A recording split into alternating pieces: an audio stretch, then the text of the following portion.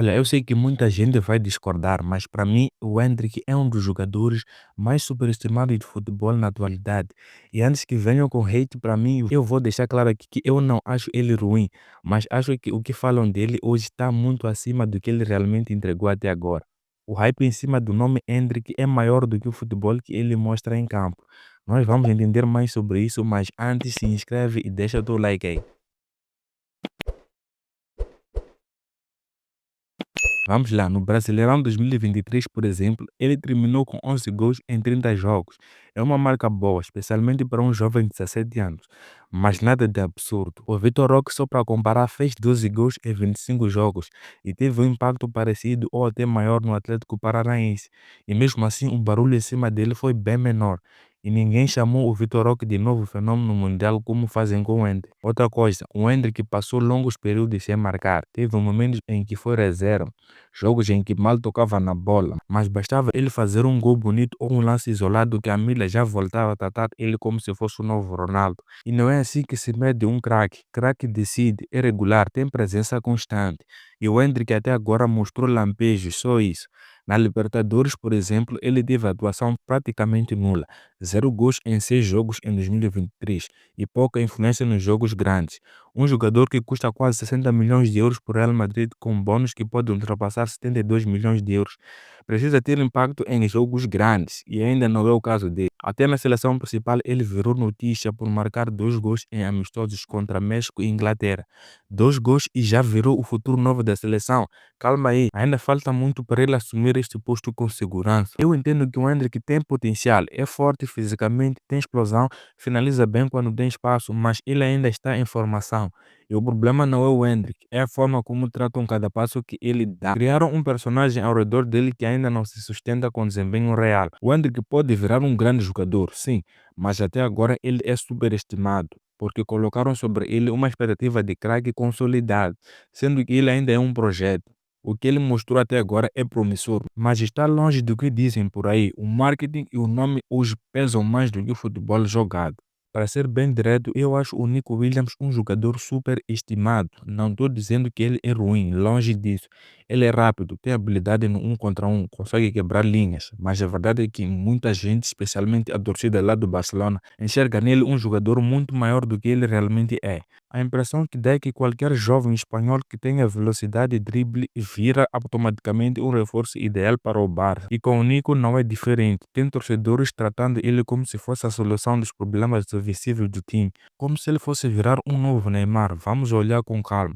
Na temporada 23-24, jogando pelo Atlético Bilbao, ele terminou com 5 gols e 11 assistências em 31 jogos na La Liga. Ok, é uma boa temporada, especialmente em termos de assistências, mas não é nada extraordinário para um ponta que muita gente quer ver como titular absoluto do Barcelona. E mais, dos 5 gols, apenas um foi contra um time dos top 6 das ligas. Isso mostra que ele ainda não é decisivo em grandes jogos com regularidade. Além disso, a taxa de conversão dele ainda é baixa. Ele finaliza bastante, mas precisa de muitas chances para marcar.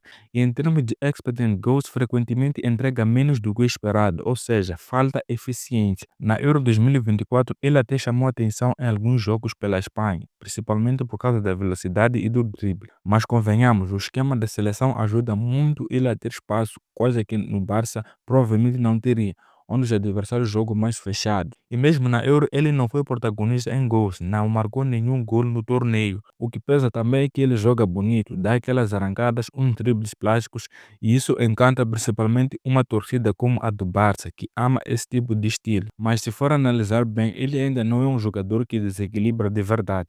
É mais estilo do que resultado. No fim das contas, o Nico Williams tem talento, tem margem para crescer, mas hoje ele é tratado como estrela por muita gente, quando ainda nem provou que pode ser tudo isso. O futebol dele é bom, mas o hype é maior do que a realidade. Eu sei que muita gente gosta do Richarlison, principalmente por causa da garra, do carisma, do jeito autêntico dele dentro e fora de campo. E tudo bem, isso também faz parte também.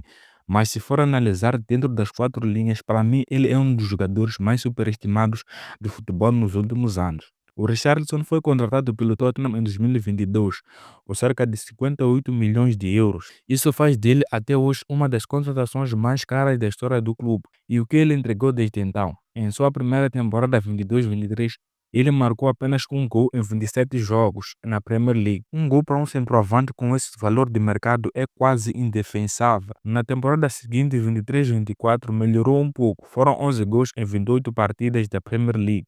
Um número mais decente, mas ainda assim bem abaixo do que se espera de um camisa 9 de clube grande. E o problema não é só o número, é impacto. Ele raramente decide jogos grandes, não é confiável como finalizador e costuma oscilar demais durante a temporada. E não para por aí. Na seleção brasileira, ele ficou muito tempo sendo tratado como o 9 da Copa, o cara de confiança do Tite. E sim, fez gols importantes na Copa América de 2019 e na Copa do Mundo de 2022, mas foram esses momentos pontuais. A verdade é que ele passa muitos jogos despercebido. No ciclo entre 2022 e 2024, seus números caíram muito, apenas 2 gols em 10 partidas pós-Copa, um rendimento bem fraco para um atacante titular. Outro ponto é o tipo de jogador que ele é. Ele corre muito, briga, se entrega, mas não é exatamente técnico, nem criativo, nem eficiente. Finaliza mal em muitas situações, toma decisões erradas no terço final e muitas vezes parece mais útil pela vontade do que pela qualidade. Só que isso não justifica o hype que muitos ainda colocam em cima dele,